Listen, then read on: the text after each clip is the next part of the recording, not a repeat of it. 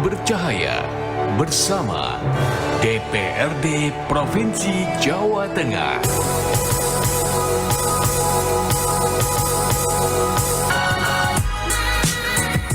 Assalamualaikum warahmatullahi wabarakatuh. Dengan protokol kesehatan COVID-19 kita lawan. Pendengar Bercahaya, tanggal 28 Oktober itu diperingati sebagai Hari Sumpah Pemuda. Dan tahun 2021 ini kita memperingati Sumpah Pemuda yang ke-93, di mana bangsa kita itu masih mengalami atau menghadapi pandemi COVID-19. Nah, bagaimana Sumpah Pemuda dijadikan sebagai momentum untuk persatuan, untuk kita bangkit ya dari pandemi COVID-19. Baik, pagi hari ini kita dialog bersama dengan Dewan Perwakilan Rakyat Provinsi Jawa Tengah. Sudah hadir narasumber kita pagi hari ini.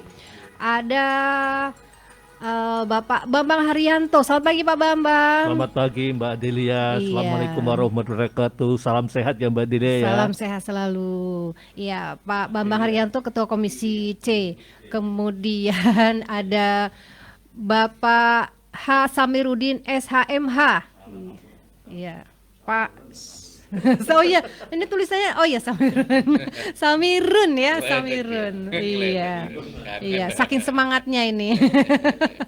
Selamat pagi Pak Samirun. Selamat pagi, semangat pagi. Iya. Assalamualaikum warahmatullahi wabarakatuh. Para Waalaikumsalam. pemirsa, pendengar Radio FM Bercahaya Cilacap yang keren. Iya, keren, mantap. Kemudian Pak Samiruddin adalah Komisi C D ya, Komisi D. Kemudian Pak Mustoli SIP. Ya, Pak Mustoli, selamat pagi. Selamat pagi. Ya. Assalamualaikum Adelia. Iya. Adelia apa Adelia? Kayaknya lebih keren Adelia. Terlalu manis namanya. Assalamualaikum juga untuk pendengar Bercahaya FM semuanya. Salam sehat dan mudah-mudahan tetap semangat kita bangkit dari pandemi. Iya, COVID-19. Semangat dan sehat selalu. Dan sehat selalu. Dari Komisi C juga ya Ya, Pak Mustoli ya. Komisi C. Komisi C. Sementara kita juga masih menanti satu narasumber lagi. Ya, ini bapak-bapak yang bahagia, yang sehat selalu. Yang sehat ini. Iya. Ini kita ngomongin Sumpah Pemuda ini. Nah, apa sih Sumpah Pemuda itu? Ya. Siapa dulu ini? Pak Mustoli, Pak Samirun? Pak Bambang ya, Pak Bambang. Silakan Pak Bambang. Saya kira terima kasih Mbak Delia ya. Sumpah Pemuda itu kan merupakan satu konsensus ya yang dihasilkan pada saat Kongres Pemuda tahun 28, di mana pada intinya adalah mengacu kepada spirit persatuan, uniformitas gitu ya. Di situ ada sebagai persatuan, baik persatuan sebagai persatuan sebagai satu bangsa, satu persatuan juga dalam satu bahasa dan juga tanah air. Ini sangat penting gitu loh, Mbak Delia. Iya. Apakah pertanyaannya, apakah spirit ataupun semangat semua pemuda hari ini masih tetap relevan? Saya kira tetap relevan. Karena bagaimana juga di era globalisasi ini banyak tantangan-tantangan yang kalau kita sikapi tidak bijak gitu loh, justru akan berdampak negatif. Sebutlah gitu loh. Era globalisasi ini banyak budaya asing yang masuk itu berpengaruh kepada budaya sendiri. Kemudian juga kaitannya dengan spirit nasionalisme. Spirit persatuan kita sebagai satu bangsa juga tetap harus kita dengungkan. Jangan sampai karena kita tahu persis bahwa negara Indonesia adalah negara yang multikultur, Bhinneka Tunggal Ika, geografisnya sangat luas, terdiri dari puluhan ribu pulau dan sekian puluh bahasa yang kita miliki, sehingga saya kira kalau kita menjadikan satu pegangan sumpah itu menjadi kebanggaan kita bersama, ini yang akan menguatkan spirit nasionalisme kita dan akan menghindari hal-hal yang sifatnya negatif, lebih-lebih berkaitan dengan disintegrasi bangsa. Saya kira itu Mbak Delia. Iya. Ada tambahan mungkin Pak Samirun atau Ya. Pak? Silakan Pak Samirun. Lanjut ya. Ya, Pak Samirun Kita silakan. langsung aja. Ya. Tadi judulnya kan peran pemuda dalam masa pandemi ya. Iya. Pemuda tadi sampaikan oleh Pak Bambang adalah sebagai spirit kita bersama, persatuan, kesatuan dalam rangka memerdekakan Republik ini. Peran pemuda adalah sangat penting untuk mengisi kegiatan pembangunan ini. Dan Indonesia, perubahan ini setiap 20 tahun adalah dipengaruhi oleh pemuda, bukan oleh orang tua, tapi oleh pemuda. Setiap 20 tahun. Dari 1908 Budi Utomo, hasilnya pemuda, Sumpah Pemuda 28. Sumpah itu 20 tahun kemudian merdeka. Itu 11 Agustus 14. Sehingga pemuda adalah dapat menjadi agen of change atau agen perubahan dalam menggerakkan teman, komunitas maupun masyarakat dalam penerapan protokol kesehatan dalam hal ini. Penggalangan dana bisa juga oleh pemuda, di mana-mana juga digerakkan oleh pemuda juga. Masyarakat yang membutuhkan juga penggerakannya pemuda, seperti halnya memanfaatkan teknologi juga yang canggih-canggih dari pemuda. Informasi kepemudaan kepada masyarakat itu sangat penting, dan itu juga mendukung program-program pemerintah. Juga kegiatannya adalah kebanyakan digerakkan oleh para pemuda dan juga masyarakat. Dan agar dapat memerangi penyebaran COVID, peran pemuda sangat dibutuhkan di era ini. Jadi dulu bisa bersatu, masa ini nggak bisa menghilangkan COVID ini. Gitu ya Terima Pak kasih, Sumirun ya. begitu, Kak. Iya, baik. Baik, ini pendapat Pak Sumirun. Mungkin Pak Mustoli ada tambahan lagi? Ya, silakan. Mbak Delia, Sumpah Pemuda. Saya pemuda. Gimana, Kalau Mbak? ini yang ini pemuda-pemuda bukan. Maaf nih, ini benar serius. Ya, Masuk pemuda ya. Pemuda juga. Pemuda juga. lama deh. Pemuda lama. Awasnya pemuda juga mereka. Jadi Sumpah Pemuda itu adalah tonggak awal ya, tonggak awal paham atau rasa kebangsaan, spirit kebangsaan. Satu nusa, satu bangsa, satu bahasa. Jadi ini juga sebagai tonggak awal kesadaran generasi muda kala itu, bahwa untuk meraih sebuah kemerdekaan, pengalaman mereka, karena sebelumnya kan dilakukan secara sendiri-sendiri ya, di mana-mana kalau ada pergerakan ya untuk mengusir Belanda dengan sendiri-sendiri, masing-masing kelompok, masing-masing kerajaan kan berhasil itu. Nah, bercermin dari pengalaman itu timbullah sebuah kesadaran untuk bisa menyatukan gerakan dengan mendasarkan pada kesamaan suku, bangsa dan segala macamnya lah. Artinya dari keanekaragaman itu membangun sebuah kesadaran, satu nusa, satu bangsa, satu bahasa, untuk satu tujuan ketika itu adalah untuk meraih kemerdekaan. Demikian Adelia. Gitu ya. Ada A-nya jadi agak cantik. Namanya saja yang cantik. Karena bunga Adelia itu cantik banget itu. Bunganya yang cantik, bukan sayanya, Pak. Iya, baik. Pendengar bercahaya, kami nanti WhatsApp Anda atau SMS Anda. Oh. Ini kan kalau orang muda udah lama kayak gini. Di 08112605543. Nah, ini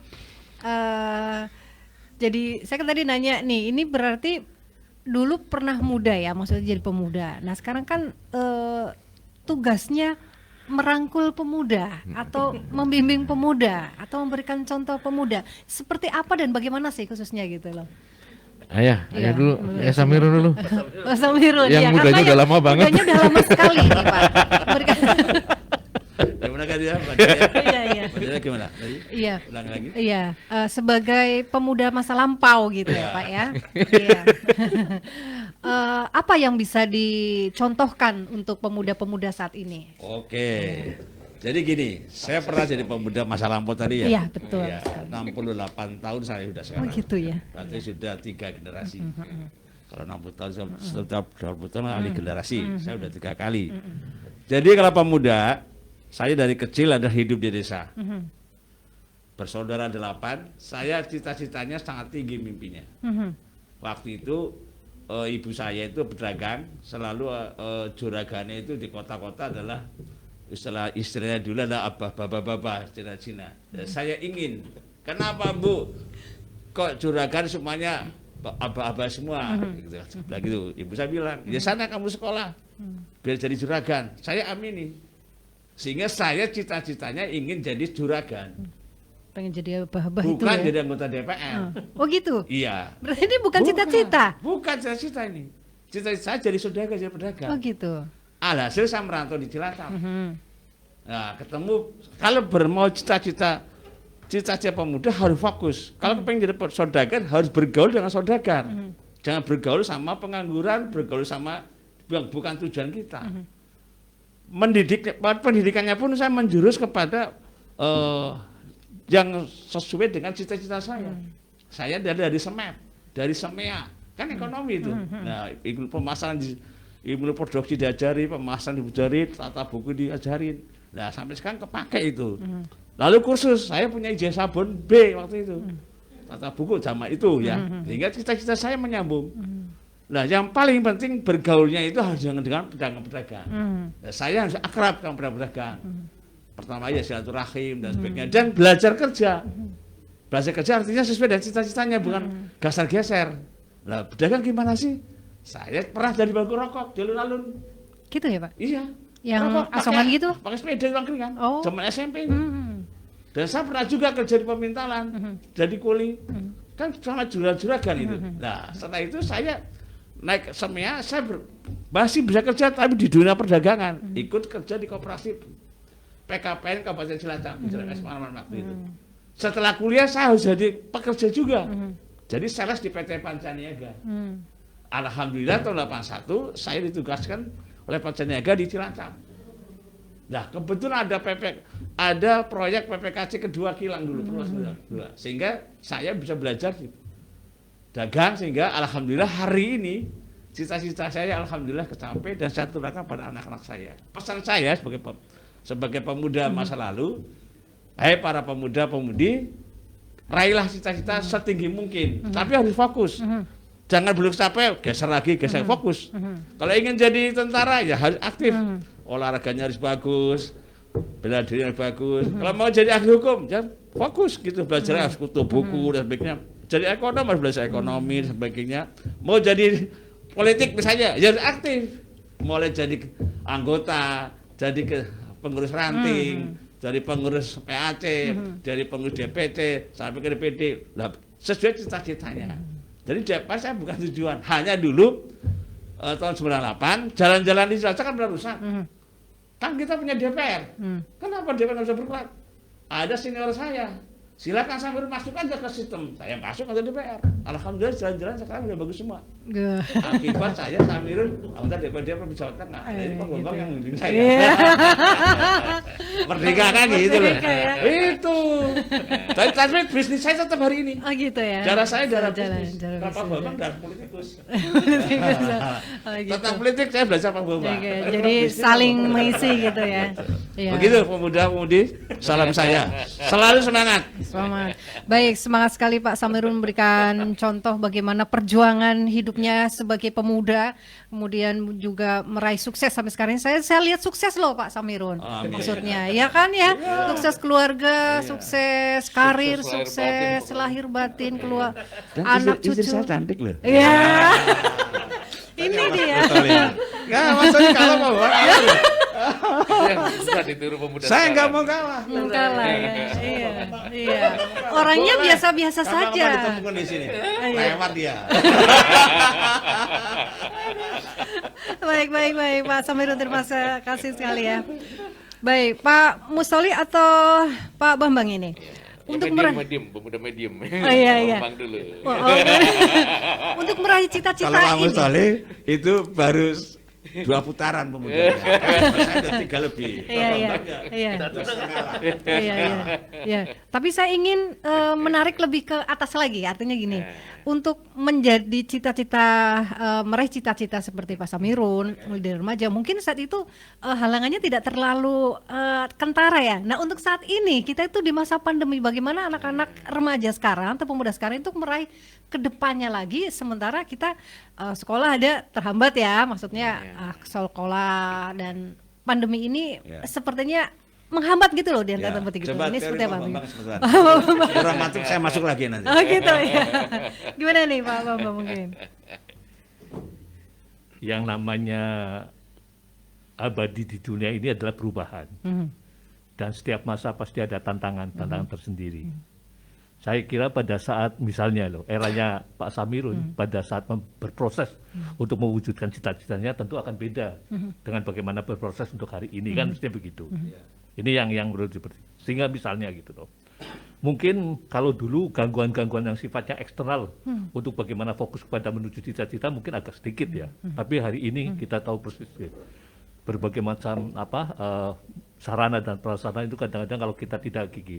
Sehingga menurut hemat saya pertama adalah kita kuatkan pada jati diri kita, keimanan kita gitu. Jadi saya kira ini yang sangat prinsip gitu loh dalam konteks untuk bagaimana mewujudkan cita-citanya. Jadi kalau hari ini saya kira cuma sekedar apa ya, insidental saja. Karena yang namanya pandemi ini kan cuma baru 2 tahun, tapi selama ini kan tidak ada.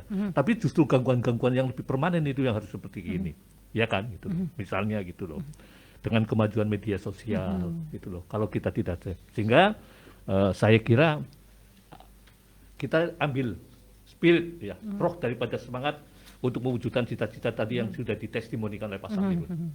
Tapi saya sekarang menambahkan bahwasanya dalam konteks untuk bagaimana kita menghadapi tantangan zaman yang pasti akan berubah-ubah terus dengan dinamikanya dan juga dengan bagaimana godaan-godaannya, saya kira yang penting adalah kita senantiasa punya jati diri yang kuat dan punya keimanan yang kuat. Prinsip itu saya kira.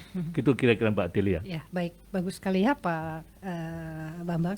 Sebagai dasar itu sebagai jati diri untuk menghadapi fundamentalnya dikuatkan, menghadapi kemajuan zaman, kemajuan teknologi. Nah Pak Musoli, ini berbeda lagi ya pertanyaannya. Ya, Delia. Ya, Kalau ini saya beruntung ya. Saya beruntung gitu. Yang menderita itu kan hanya Pak Samirun itu. Segala satunya transportasi, telekomunikasi semuanya masih susah gitu kan. Mas Bambang baru mulai agak enak gitu kan. gitu ya. Lah, kalau yang kayak saya gini, kalau sampai gagal, wah rugi saya kebangetan gitu ya. Artinya berarti saya nggak bisa apa itu mikul dubur mendem jero ya dari perjuangan orang tua Pak Samirun yang sudah berdarah-darah dulu sebelumnya kayak gitu. Jadi saya beruntung kelahiran tahun 71 gitu ya. Dan saya sesuai dengan era kenabian ya, saya 40 tahun udah DPRD provinsi ya, hampir 40 kayak gitu kan. Ini masuk periode yang ketiga kan. Sama dengan Pak Samirun kayak gitu kan. Meskipun usianya beda gitu kan, berarti saya lebih sukses dari Pak Samirun. Ada yang gak sukses gitu. Ada kan? Ada yang kalah sampean. Dan saya masih sekarang udah Ada yang kalah kan? masuk 50, Pak Samirun nikah kedua umur berapa ya? Artinya saya masih relatif sehat, kalau mau bersaing istri boleh. Nanti Delia tugasnya nyariin lagi. Tapi Delia yang pasti saya bersyukur deh, artinya kita hidup di era yang sudah relatif kondusif ya, sistem apa itu, sistem politik, keamanan semuanya lah ya, udah stabil lah.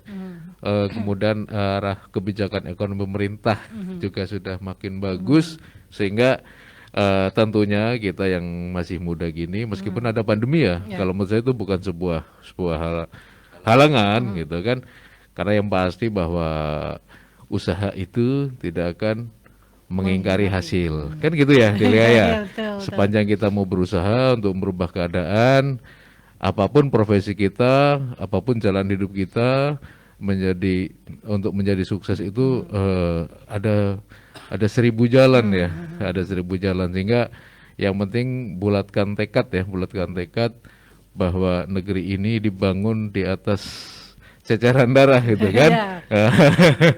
Peluh keringat dan selalu juga dipelopori oleh generasi muda dalam setiap pergerakan dari menjelang kemerdekaan. Bahkan Diponegoro waktu itu juga masih muda gitu ya, masih muda gitu kan. Ya, masih muda. Nah, artinya karena selalu dalam setiap pergerakan politik itu adalah generasi muda, makanya generasi muda pun harus ngambil peran lebih gitu ya.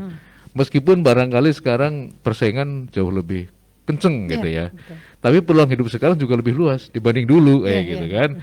Artinya lebih banyak peluang deh gitu. Yang namanya sekarang orang buka usaha nggak harus punya toko, cukup punya HP aja kan, onlinean misalnya seperti itu. Jadi sepanjang ada usaha, yakin aja hasil tidak akan mengingkari.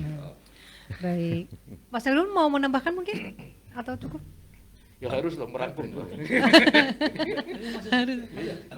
Masih. Makanya mau jeda dulu maksudnya. Sukses story itu penting untuk disampaikan Mas Emil, untuk Gitu memotivasi generasi muda sekarang Mas. Masih lagi mana? Kalau mau nambahi boleh silakan. Oke, jadi gini, apa yang dikatakan Pak Bambang, Pak Mustoli adalah benar-benar pengalaman ya. Benar-benar punya. Jadi pemuda itu harus punya tokoh apa namanya? Tokoh contoh. Tokoh figur Iya. harus punya gitu loh. Kalau nggak bisa keluarga, bisa orang lain, bisa juga tokoh. Walaupun nggak kenal pun harus mencontohnya. Jadi pemuda itu harus berkomit tinggi. Tolong hati-hati. Pemuda itu hanya sekali masa muda. Iya. Jangan Dan sebentar. disia-siakan. Hanya sekali masa muda. Setelah itu masa tua. Kalau sampai jadi pemuda sekali itu kalau disia-siakan, artinya tidak fokus, tidak disiplin, tidak jujur, tidak fokus dalam hal meraih cita-cita, hati-hati. Nanti akan menghalangi, menghantui cita-cita kita. Karena pemuda adalah sebagai agen perubahan. Nah, sekarang bukan lagi perang lagi, tapi bagaimana kita mengatur pemuda itu masuk ke ekonomi. Karena ekonomi juga sebagian daripada perjuangan. Nah, ke depan ini ada pandemi ini, tadi katakan Pak Mustoli, Pak Bambang, itu bukan suatu hambatan, tapi justru untuk memacu kita bagaimana kita bisa memeras otak kita, bisa menciptakan hasil tidak terpengaruh oleh pandemi ini. Oke gitu. Gitu aja, Ya, Mas. mudah-mudahan nanti pemuda-pemudi Indonesia ini tetap semangat untuk melakukan meraih cita-cita, kegiatan meraih cita-cita. Baik pendengar bercahaya, kami nanti WhatsApp atau SMS Anda di nomor 0811260543 atau kita sedang live juga di Facebook Bercahaya FM. Nanti kita akan kembali usai jeda berikut ini. 94.3 Radio Bercahaya. Paling pas untuk Cilacap.